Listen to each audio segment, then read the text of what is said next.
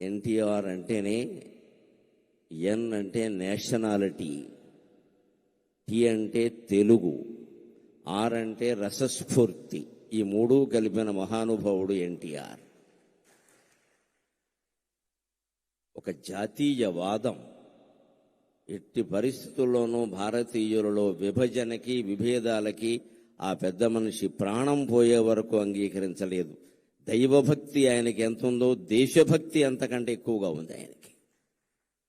ఎన్టీఆర్ అంటే నేషనాలిటీ, ఎన్ అంటేనే నేషనాలిటీ.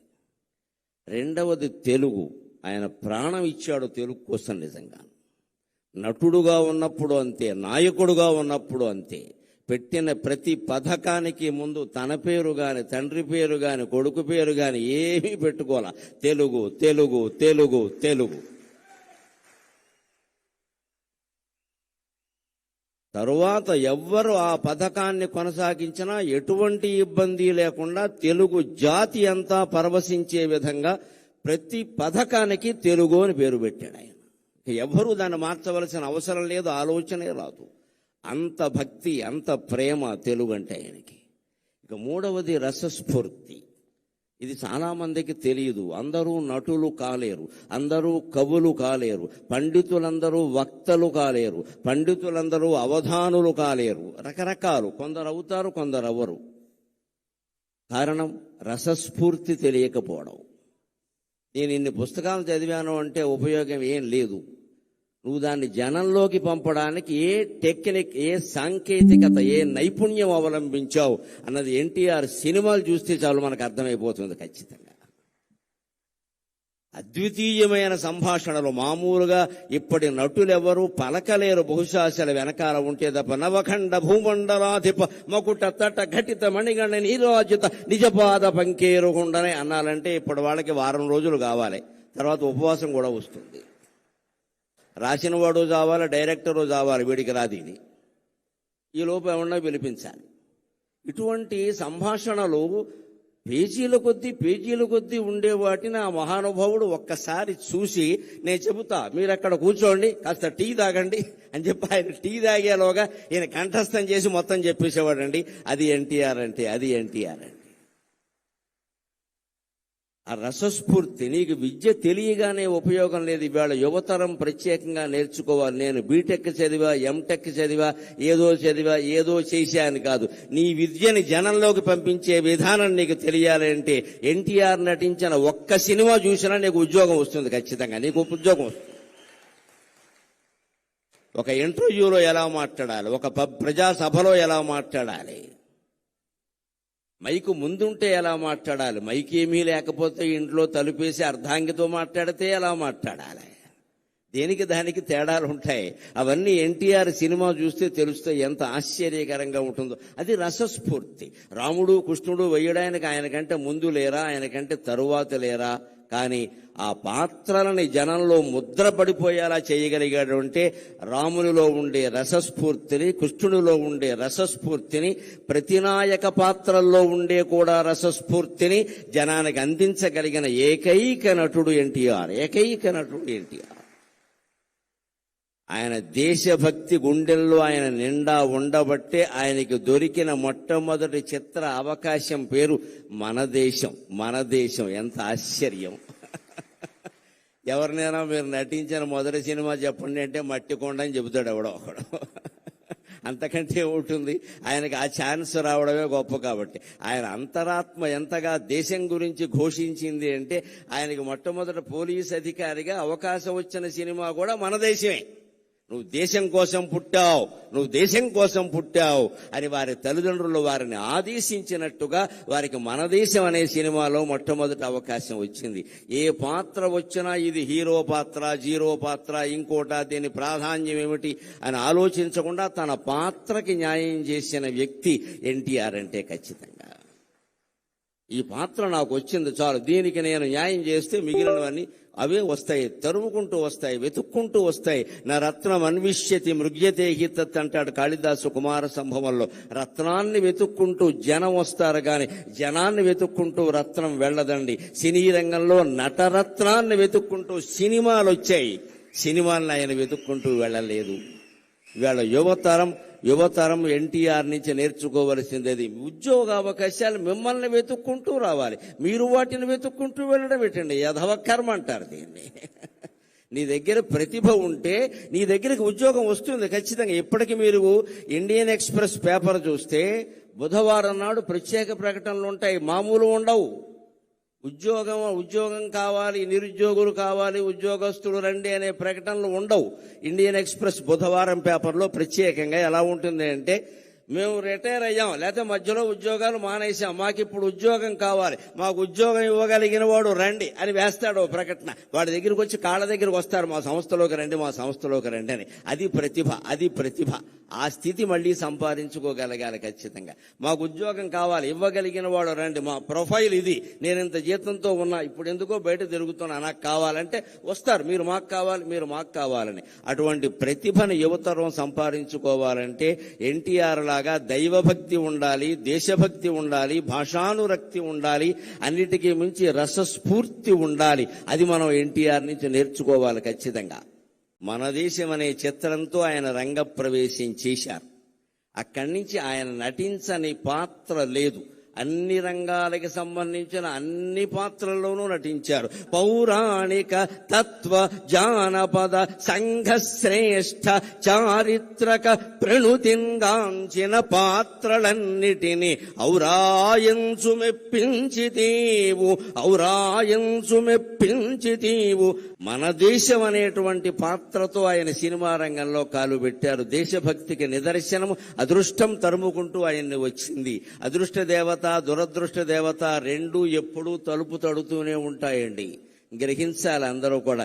రెండూ తలుపు తడుతూనే ఉంటాయి. కాలింగ్ వెళ్ళకి మంచి చెడ్డ తెలీదు, ఎవరు నొక్కినా మోగుతుంది. కానీ అదృష్టానికి దురదృష్టానికి తేడా ఏమిటంటే, అదృష్ట దేవత తలుపు కొడుతుంది, నువ్వు వెంటనే తీయకపోతే వెళ్ళిపోతుంది.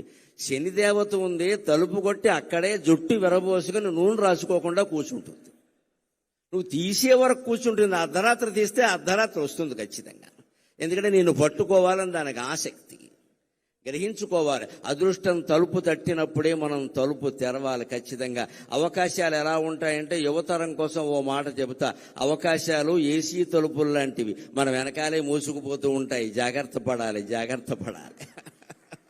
ఏసీ తలుపులు చూడండి, ఏసీ గదిలో మనం ఇలా రాగానే మూసుకుపోతుంది మన వెనకాలే. కొన్ని అవకాశాలు మన వెనకాలే మూసుకుపోతాయి. అది వచ్చినప్పుడు మనం అందుకోవాలి, కానీ మనం అందుకునే వరకు అది ఆగుతుందంటే ఆగదండి. అవకాశం అదృష్టం లాంటిది.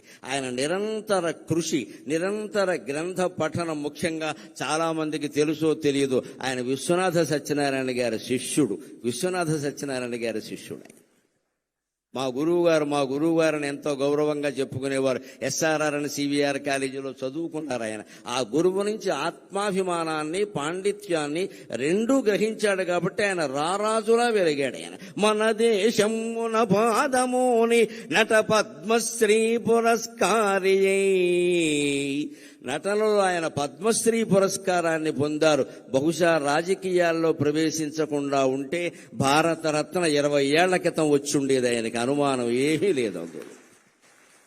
మన దేశ రాజకీయాల్లో ఉండే కలుషిత వాతావరణం కారణంగా ఒక్కసారి రాజకీయాల్లోకి వెళ్ళాడు అంటే ఆయనలో ఇంకా ఎంత ప్రతిభ ఉన్నా ఎవరూ గుర్తించరు. అది లెక్కది. అనేక రకాల పక్షపాతాలన్నీ వచ్చేస్తాయి. అందువల్ల రాలేదు తప్పితే ఇప్పుడు ఎవ్వరూ అడగవలసిన అవసరం లేకుండా యావత్ భారతానికి ఆయన రత్నమే, అనుమానమేం లేదు, అందులో అనుమానమేం లేదు. కొన్ని మహాభారతం తెలుసుకున్నా మహాభారతంలో ఆయన ధరించిన పాత్ర లేదు. ఆ రకంగా కూడా భారతరత్నమే ఆయన. ఆ రాజకీయాల్లో చేరడం కారణంగా పద్మశ్రీతో ఆగిపోయాడు, కానీ లేకపోతే ఏ బిరుదైతే సరిపోతుందండి ఆయనకి. కానీ అది చాలు ఆయన నటన వైభవానికి. అదే నాకు పద్మశ్రీ వచ్చి 2022 మార్చి 21వ తేదీన నేను పద్మశ్రీ ఎందుకున్నాక నరేంద్ర మోడీ గారు నన్ను పలకరించడానికి వచ్చినప్పుడు నేను ఎంత ఆనందం పొందాలి అంటే, నేను అభిమానించే మహానటుడికి వచ్చిన పద్మశ్రీ ఈనాడు నాకు వచ్చింది కదా అనుకున్నాను. ఈనాడు నాకు వచ్చింది కదా అనుకున్నాను. అంత ఆశీర్వచనం, అంత అభినందన ఉద్దేశ్యం కలిగిన వాడు ఆయన. ఆయన అభినందన అంటే ఆశీర్వచనమే, ఆయన ఆశీర్వచనం అంటే అభినందనే, వేరే ఏమీ ఉండదు. నేను ఒక గొప్ప ఉదాహరణ నన్ను ఆయన ఆశీర్వదించింది జరిగింది కొద్దిసేపట్లో చెబుతాను. సినిమా భాషలో చెప్పాలంటే త్వరలో విడుదల అన్ని ముఖ్య కేంద్రాల్లో. పౌరాణిక పాత్రల్లో ఆయన వెయ్యని పాత్ర లేదు. నాయక పాత్రలు, ప్రతినాయక పాత్రలు అన్నీ దున్నేశాడు, అనుమానమేం లేదు. ఇంకా అసలు అవి పైగా మామూలుగా వెయ్యడం కాదు, అభిరుచి కొద్దీ వెయ్యడం కాదు, వేస్తే ఆయనే వెయ్యాలి, ఇంకెవడూ పనికిరాడన్నంత ఇదిగా వేశాడు మహానుభావుడు నిజంగాను.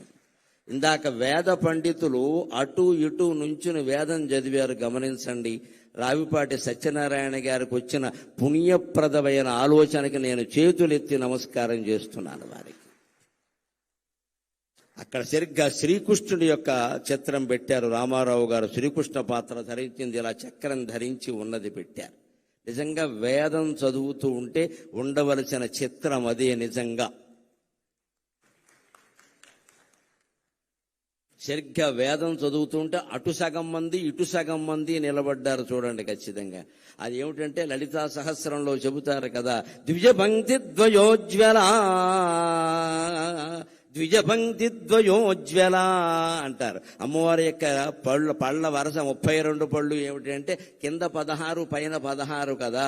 అలాగ వేదం చదివేటువంటి పండితులు అటు 16 మంది ఇటు 16 మంది నిలబడి వేదం చదివినట్టుగా నీకుండే 32 పళ్ళు ప్రకాశిస్తున్నాయమ్మా అని ద్విజపంక్తి ద్వయోజ్వల అని చెబుతారు లలితా సహస్రంలో.